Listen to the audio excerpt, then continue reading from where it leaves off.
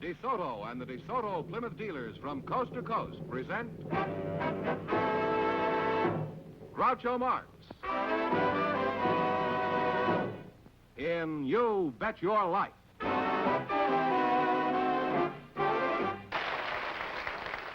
Here I am again with $1,000 for one of our couples. If any of them say the secret word, the duck will fly down. Oh, I have the word tonight is street. But I want to interject a note here that we have decided that we have to recognize the fact that there are other quiz shows on the air that are giving away much larger sums than we are. So instead of making the secret word $100, we have decided to make it $101. And each lucky contestant will get $50.50 instead of the customary $50. Okay, Doc. Beat it. Remember that. $50.50 to each contestant. I want to see them top that, any of these. George, who's first? Well, Groucho, just before we went on the air, our studio audience selected Wanda Smith to be on the show. Her partner is a married man, Mr. Art Kistner. So, folks, would you come in, please, and meet Groucho Marx. Welcome to You Bet Your Life. Say the secret word and divide $100. It's a common word, something you see every day. Wanda Smith and Art Kistner, eh? Wanda, are you married? Yes, I am. What sort of work does your husband do? He works for the Standard Oil Company. Standard Oil? Mm-hmm. Oh, that's a pretty big company, isn't it? Where are you from originally, Wanda? Well, I was born in the swamps near California. You were born in the slump? No, swamps. In a swamp? Uh-huh. Oh, were you an alligator at that time? No. Where was this swamp? In Campbell, Missouri. In Missouri? They have swamps in Missouri? Gee, I didn't know that. And you're Art Kistner, huh? Yes, that's right, Groucho. Where are you from, Art? I'm from Cincinnati, Ohio, Groucho. Oh, were you born in a swamp? No, no, I wasn't born in the swamp. Oh. I was born along the Ohio River. Oh. In the river? No, not in the river. We got the dampest crowd here tonight we've ever had. Are you married? Yes, I am, Groucho. How long have you been married? 29 years. 29 years. Did you know it was going to take that long when you got married?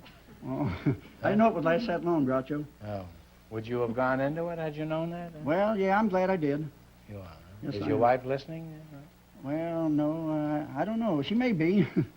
But she don't like comedians, Groucho, so she may not be listening.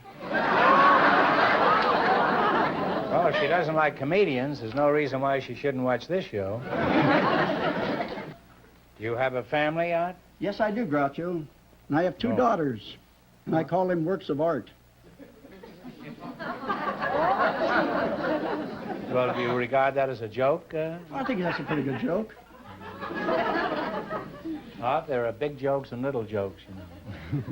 I'd class that one as microscopic. Do you get off many jokes like that? Oh, yes, I like to tell jokes, Groucho. Where do you work, Art? I work in the Hollywood Post Office, Groucho. Do you know any jokes about the post office? Oh, yes, What yes. a fool I am. Huh? Yeah, I know quite a Could you let us rip one off here? few. Well, I'll tell you about the letter carrier, Groucho. The letter carrier is walking on the street, and a man comes Is up this to a him. mail carrier? Hey, we're going broke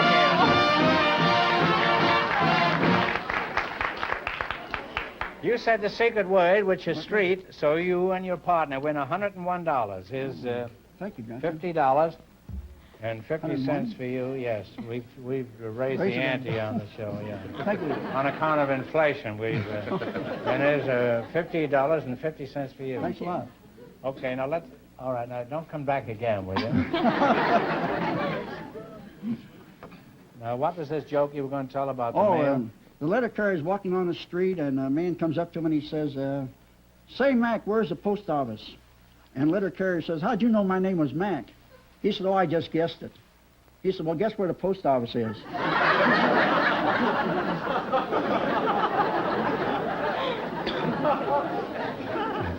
Now I understand why my morning mail comes at 4 o'clock in the afternoon.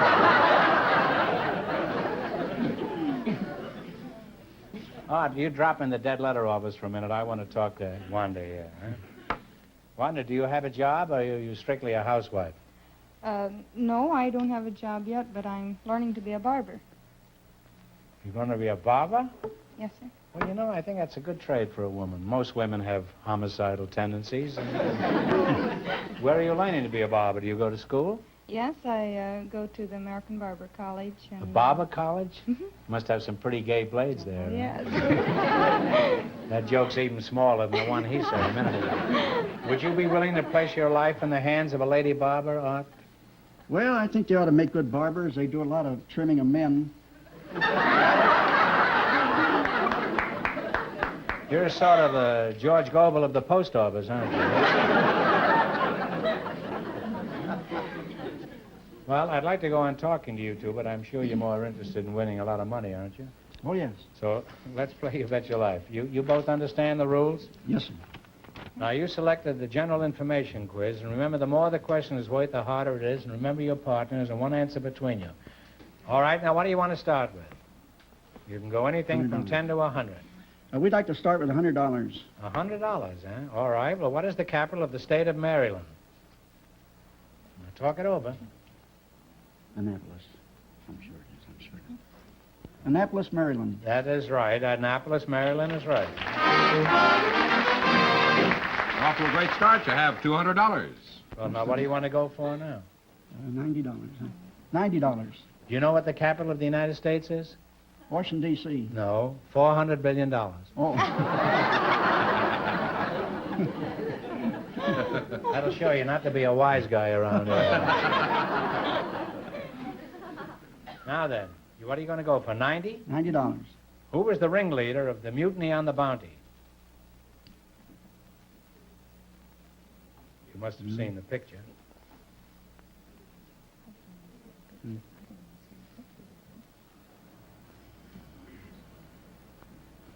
Well, in the moving picture, it was a man who took the part. It was the part taken by Clark Gable, but I don't know the name of the character. You don't know his name? I just know Clark Well, Gable it was took Fletcher Christian. Don't you remember Lawton hollering, Mr. Christian? He did it better than that, but that's an approximation. Of course, he was fatter, too, huh? You lost half your $200. You now have $100. All right, now you still got a long ways to go. What are you going to go for, 80? 80. All right, what place in England is recognized as the prime meridian in establishing standard time? What place in England? Yes.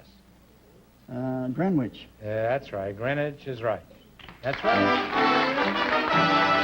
You now have $180. Now, here's your last chance to beat the other couples. What are you going to try? You Want to go for 70? $70. What is the common Latin word that means so be it? Amen. Amen is right. And you wind up with $250. Now, how did you know that? You go to church every Sunday? No, but there's a lady comes in the post office every day, and she represents a minister in Hollywood, and every time she comes to the window, she says amen, and we say so be it.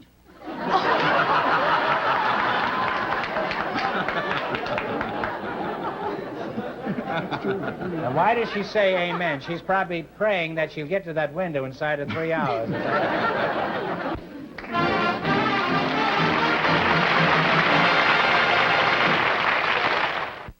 You under the table? And did you remain under there? Huh? What is your first name, Mrs. Richardson? Richardson? I can't keep calling you Mrs. Richardson. Joyce. Joyce, huh? Right. Oh, that's a nice name. How long have you been married, Joyce? Nearly 10 months. You're newlyweds, huh? Yeah. And he kicked you under the table already?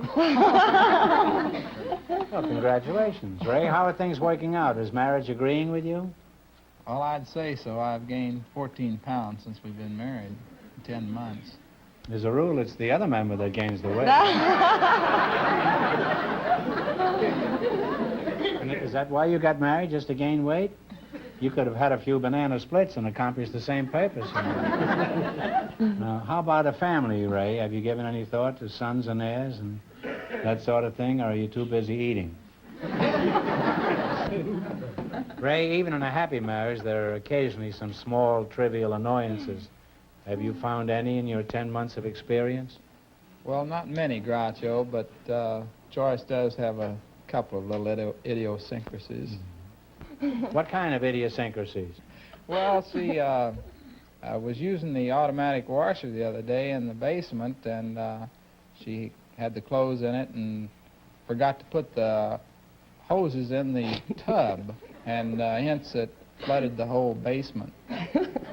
She flooded an apartment house, and you call this an idiosyncrasy? Ray, you better watch out. One of her little idiosyncrasies could wipe out the 11 western states. Well, you're a charming couple, and I'd like to continue talking to you, but the time has come to play You Bet Your Life. In the race for the $1,000, the first couple won $250, and the secret word is street. All right, you selected small towns and cities of the United States. I will list 6 cities and towns, all in the same state, and you name the state. Now, which question do you want to start with? So with 70. that, 70. 70. $70. All right. Here are the towns and cities. Freehold, Elizabeth, Toms River, Cape May, Collingswood, and Vineland. What is the state? New Jersey. That's right, Ray. It's New Jersey. You now have $170. Now you have $170. Now, what do you want to try? 80. 80. Okay, for $80. Here are the towns and cities. Moorchunk, Tunkhannock, Mifflintown, Altoona, Towanda, and Clearfield. Pennsylvania. That's right, Pennsylvania. You now have $250. Now what are you going to try? Should we try 90? 90, 90. Or 60 or 90? Here are the towns and cities. Monte Cristo, Wenatchee, Everett, Colville, Waterville, and Ritzville. What is the state?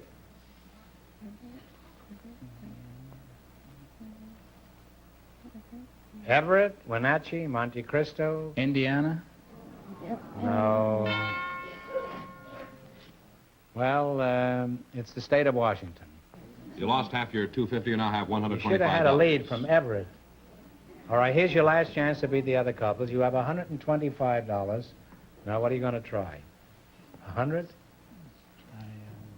Let's try 100. Okay, 100. Here are the towns and cities. West Union, Defiance, Steubenville, Van Wert, Gallipolis, and Findlay. What is the state? Steubenville, Defiance, West Union, Findlay, Gallipolis, and Van Wert. Ohio. Ohio is right. $25.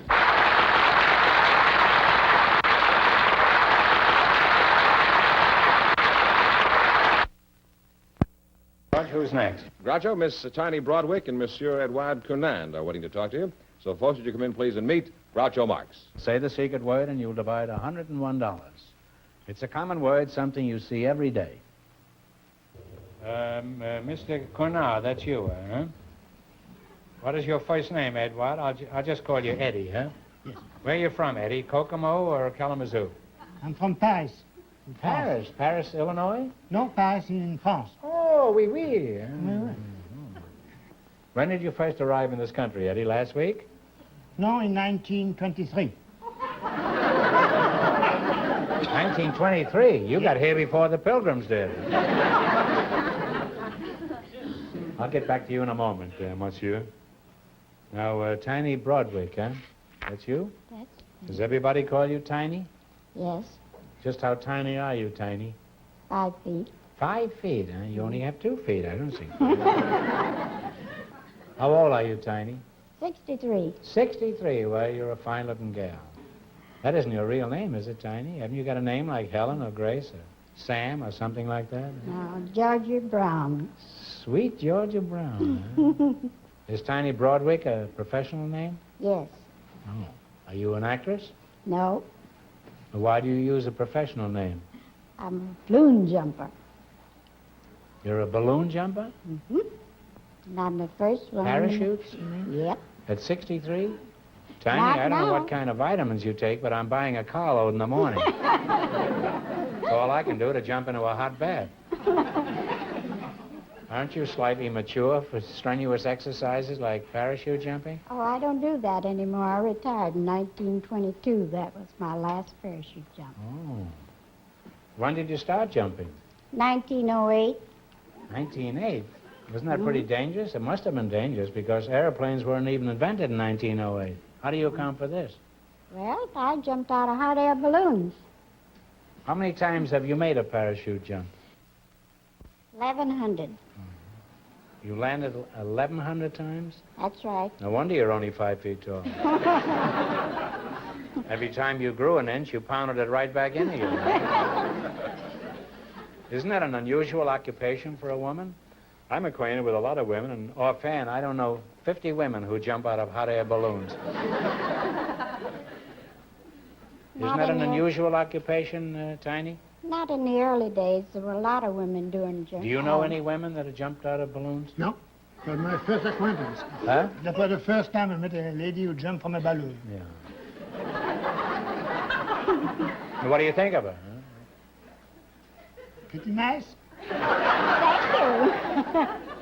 Would you like to jump out with her sometime? No, I was a flyer during the war, but I never liked You were a jumping. flyer during the war? Yes, I was a flyer. Did you jump out of airplanes? Never I did. Never had any occasion, and never did. Oh, well, did you wear a parachute? Yes, we had a parachute in the plane. Now, Monsieur Conrad, what brought you to Los Angeles? And don't say a train, because that's an old joke, and we've had enough old jokes on the show tonight. Why did you come to Los Angeles? I came on business. Oh, fighter business? Fighter plane business? No, I'm perfume business. I'm the president of Lanvin. You're Lanvin president of a Perfume. what? Lanvin Perfume. Lanvin Perfume, huh? And you're president? Yeah. Well, congratulations. Thank you. I've never heard of Lanvin Perfumes. I don't use perfume myself. I just rub my body with Ham's beer.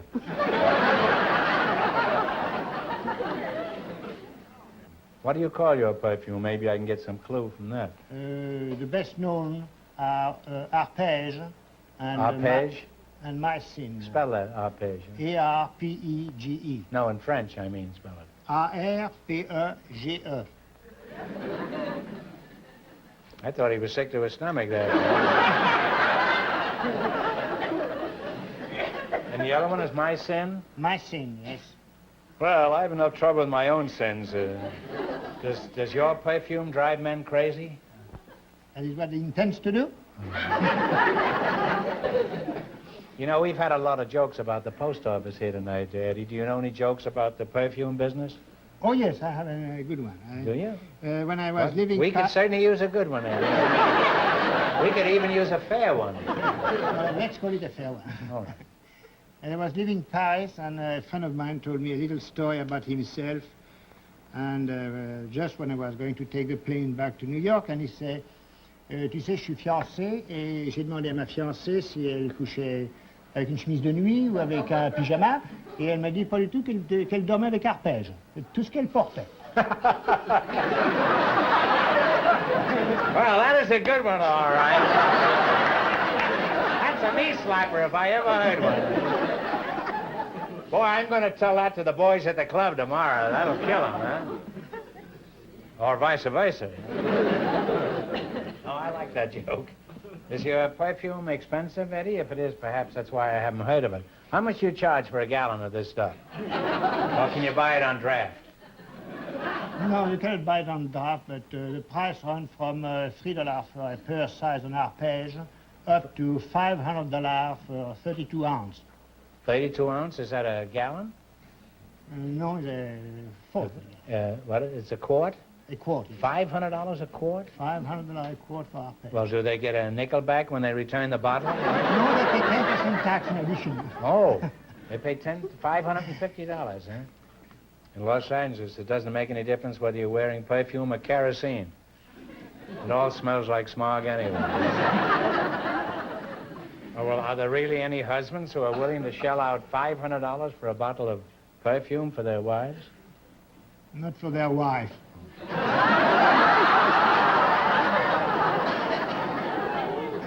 Well, you don't have to explain it, monsieur. I've been around. I'll bet you certainly look forward to Mother's Day.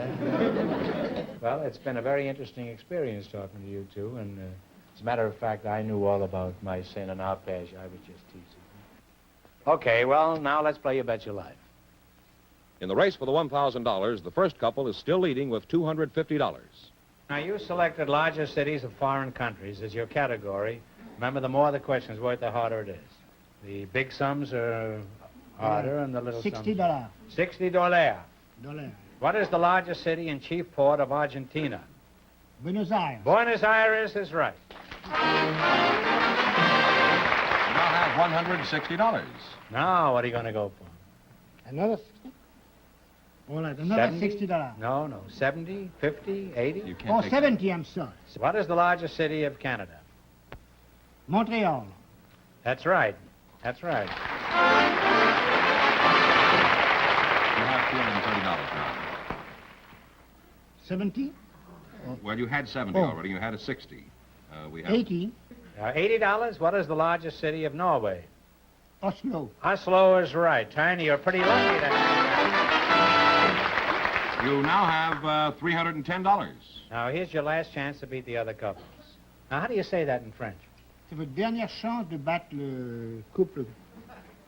You hear that, George? Yes. Remember that for tomorrow, huh? All right, what are you going to go for, 100? All right. 90? You don't know. I don't want to influence you. All right, 100. $100. What is the largest city of Peru? Lima. Lima is correct. And you wind up with $410. Vive la France!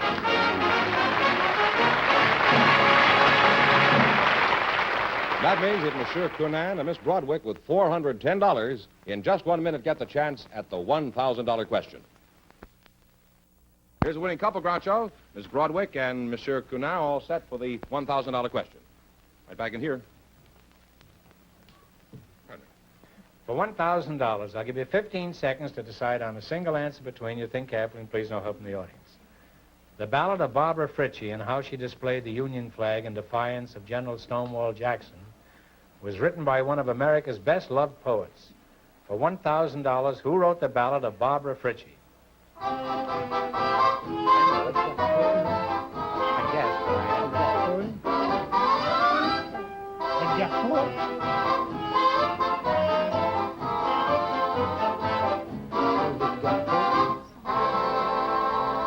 All right, what is the answer you two have decided upon? Edgar Poe. No, it's John Greenleaf Whittier. So that means the big question next week will be worth $1,500. Well, they lost the big money, but they did pretty well in the quiz. How Yes, much, they went to George? $410 in the quiz. Congratulations, and thanks to both of you and to all of our contestants Thank you on the very show much. tonight.